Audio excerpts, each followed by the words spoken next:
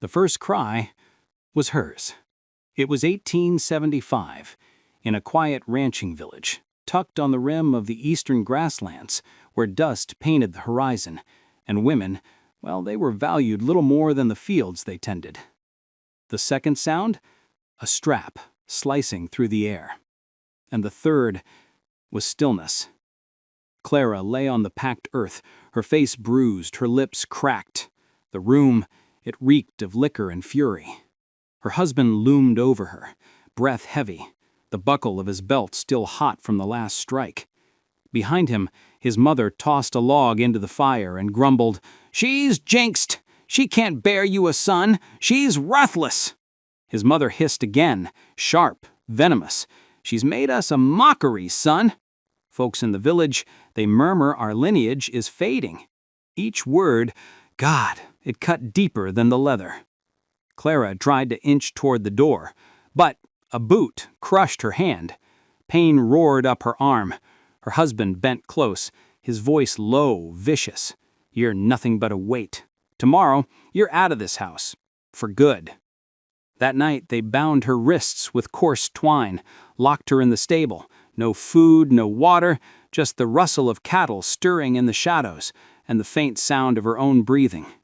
When morning came, they pulled her outside. Her face was streaked with dirt, her body trembling, cold, hungry. A cart stood ready in the yard. Her husband's cousin gripped the reins. Her mother-in-law clutched a folded note, her hand trembling with suppressed rage. "She's to be sold," she said coldly. "1 copper coin will suffice." He didn't care about the coin, not truly. He just wanted her gone, so he wouldn't face his own shame in her eyes every day. Those words, they stung worse than the strap. Clara's stomach churned. She glanced around, desperate for kindness, but found none. Neighbors watched from afar, pretending to look away. A raven cawed overhead, its call sharp, lonesome. When the buyer appeared, he sized her up, like she was cattle. He tilted her chin, turning her face to the sun. "She's slight, fair enough, but if she's barren, why would anyone want her?" Her husband sneered. "Someone will find a purpose, maybe to scrub floors, maybe to warm a bed. I don't care."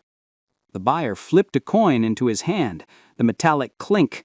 It was hollow. Clara's world, it shattered with that sound. As the cart rattled away, her wrists burned against the twine. Every jolt on the path broke another memory inside her. Her wedding, her promises, the night she prayed for a child, all dust. The man beside her spat into the breeze. "Barren, huh?" he said with a smirk. "What use are you? To anyone?" Clara raised her head, voice quivering, but firm. "I'm barren. Buy me." "For what?" The buyer laughed, harsh, loud. As the cart faded into the boundless plains, somewhere beyond that horizon, a man was waiting. A man who would see her differently. A man who would change everything. Because sometimes what the world discards, someone gently gathers. And as the cart rolled toward an unknown place, one question burned in her chest. Would anyone ever see her as more than something flawed? By sunrise, the cart halted before a sprawling homestead. It was the place her husband had sold her to, sight unseen. The air carried the scent of dust and dry hay. Clara's wrists ached, her skin raw from the twine. She looked up, squinting through the sunlight. A tall man stood by the stable, a wide hat shading his eyes, a blue scarf knotted at his neck. He wasn't like the others. No sneer, no greed, just stillness. Elias, he'd seen too many women broken by cruel men, and he'd buried one of his own long ago. Maybe that's why he came that morning, with no plan but to do one good thing before his time was up.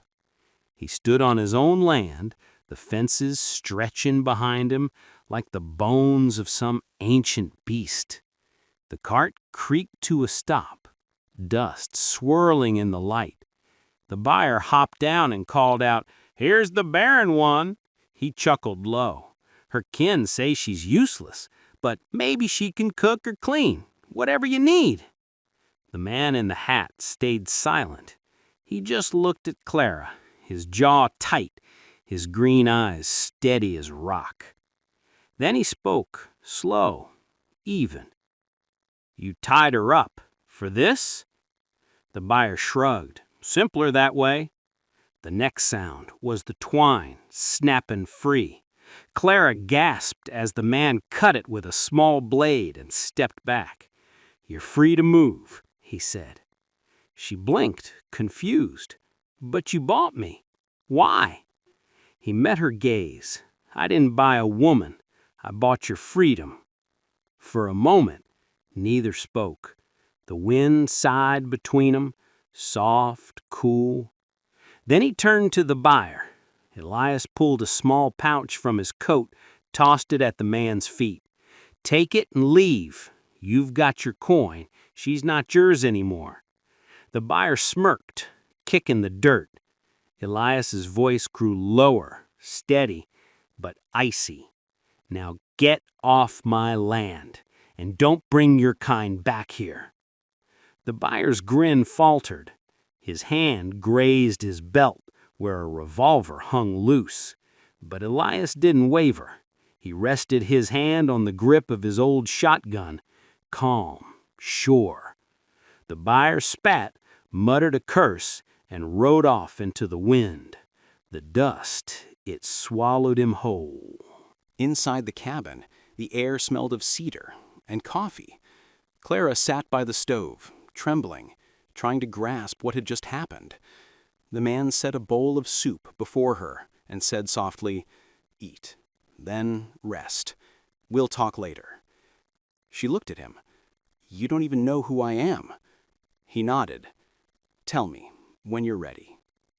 His name, she later learned, was Elias Harper, a widower who lived far from the nearest village. He spoke little, worked hard, and treated her like a person, not a tool. That night, Clara lay awake in the small room he'd given her. Her body ached, but her heart felt strange. For the first time, she wasn't afraid of footsteps outside the door.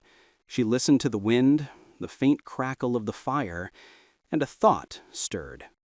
Maybe this land could teach her how to breathe again. But out there, beyond the fences, the past wasn't finished with her yet. Something was coming. Something that would test everything she was starting to believe. Would this quiet man truly be her freedom? The next morning, sunlight poured through the cabin window. For a moment, Clara forgot where she was. Then she smelled coffee, dark, sharp, and heard the creak of boots outside.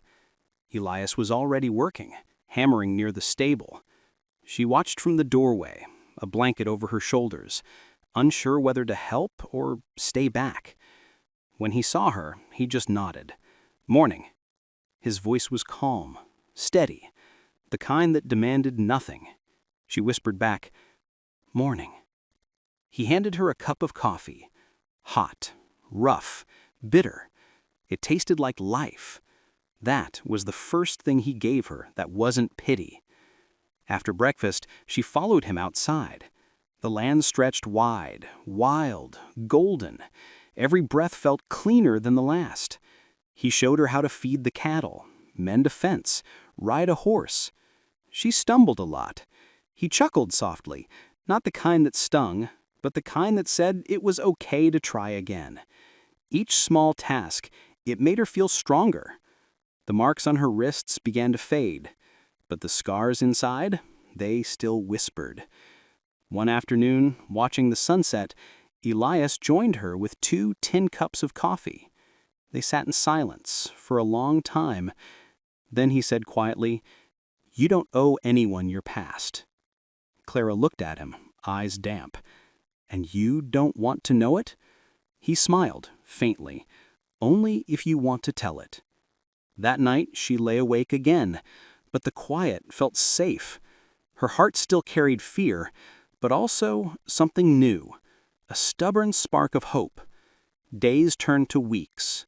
Her laughter returned, soft at first, then louder, freer. Elias noticed, though he never said so. He just worked beside her, humming now and then, like a man who finally had company again. If you're still with me, maybe pour yourself a cup of tea, sit back and take a breath. Tell me, what time is it where you are right now? Where are you hearing this story from? And if you've stayed this far, maybe you'd like to hear how a woman once shattered and a man once solitary changed each other forever. Stick around, because tomorrow everything they thought they knew will be tested. It happened on a warm afternoon. The air was heavy, with the scent of hay and sunlight. Clara had been working since dawn, tending the cattle, sweeping the stable. For weeks she'd felt her body shift, in quiet ways, her appetite growing, her stomach uneasy in the mornings. She thought it was the labor, or maybe the coffee. She never dared to think it could be something else. When she stood too quickly, the world spun. Her hands trembled, her vision blurred, and before she could call out, everything went dark. When she opened her eyes, she was lying on the bed, thunder rumbling in the distance. Elias sat beside her, his face pale. "You scared me," he said softly. "You collapsed." "I'm fine," she whispered, but she wasn't. For days she felt weak, dizzy, unsteady. Elias finally said, "We're going to town. No arguments." He hitched the cart and drove her through the rolling grasslands. The doctor's office smelled of herbs and aged wood. Clara's heart raced as the doctor examined her, silent at first. Then he smiled, slow, kind. "Mr. Harper, she's pregnant. A boy." Clara froze, her breath trapped. She shook her head. "That can't be. They said I couldn't." The doctor removed his glasses. "Sometimes nature tells its own tale." He sighed. "Those old tests were never certain, ma'am. Maybe they were wrong all along." Elias took her hand, his voice low, sure. "You're not broken, Clara. You never were." They rode home in silence, the wind brushing her hair, the sky vast, endless. She leaned against his shoulder, tears warm on her cheeks. For the first time, the world didn't feel cruel. It felt alive. But just when life began to blossom, the past crept back. One morning, Elias went to the stable and stopped cold. A man stood by the gate, worn, gaunt, with eyes heavy with regret. "Elias Harper," the man said, voice breaking. "I came for her, for Clara." He'd heard from a passing trader about the barren wife who now carried a child. Pride burned hotter than shame. He'd ridden miles through rain and dust to see if it was true. "If you don't come home, I'll tell the whole village you ran off and shamed me." Clara stepped outside, the wind catching her hair. Her face paled when she saw him. Her husband, the one who'd sold her. He dropped to his knees. "I was wrong," he said, trembling with anger, regret. "Please come home. They say you're carrying a child. It should be mine." The silence. It was heavy. Even the cattle grew still. Claire's hands curled over her stomach. Her voice came soft, but steady. "You struck me. You sold me, Amos. You called me cursed." She looked at Elias, then back at the man who'd once owned her pain. "This man didn't buy me. He freed me. You don't get to claim me anymore." The wind rose, rattling the stable door. Clara stepped closer, her voice firm. "Tell the village what you want. I'm not yours to claim anymore." The man looked broken, small, lost. He stumbled to his horse and vanished into the horizon. Elias said nothing. He just took her hand again. And in that silence, Clara finally felt free. But what came next? Neither could have imagined, because new life always brings joy and the storm that follows. The first cry came just before dawn. Rain fell, soft, steady. Inside the cabin, the fire glowed low, casting gold and shadow on the walls. Clara held her newborn son against her chest. His skin was warm, his tiny fingers curling around hers. Elias sat beside her, eyes wet. He whispered, "He's perfect." Clara smiled weakly, her hair damp with sweat and tears. "They said I could never be a mother." Elias shook his head. They were wrong. Outside, the rain washed the dust from the earth. The sky glowed with the first light of morning. For years, Clara had believed she was broken. Now, holding her son, she knew every cruel word, every tear, every night of fear had led her here. Elias stood, walked to the window, the baby still in his arms. He whispered something she barely heard. "They called you barren, Clara, but the heavens never agreed." The room filled with a quiet that felt sacred. In that stillness, she realized something simple. Love doesn't erase the past. It doesn't wipe away pain, but it gives you the strength to begin again. Days later, as she walked outside, with her baby in her arms, the homestead seemed brighter. The wind was warm, the cattle were calm. The world hadn't changed, but she had. She was no longer the woman who begged to be seen. She was a mother, a partner, a soul reborn. They named the boy Caleb, after Elias's late father. Every evening, Clara would lift her son toward the sunset and whisper, "Look, my boy, that's what hope looks like." Elias would smile from the porch, hat over his heart, knowing the land had given him a family again. Maybe that's what life is about, not proving others wrong, but proving to yourself you can rise, even after they bury your hope. So, if you're listening right now, take a deep breath. Maybe pour yourself another cup of tea, and tell me, have you ever been called less than what you truly are? Have you ever been told you're not enough? What if, like Clara, your story isn't over yet? If this story touched you, stick around for more. Stories that remind you of one simple truth. You are not what the world says you are. You are what you choose to become. Now, look out your window, feel the air, and remember, even the dust of old pain can grow flowers.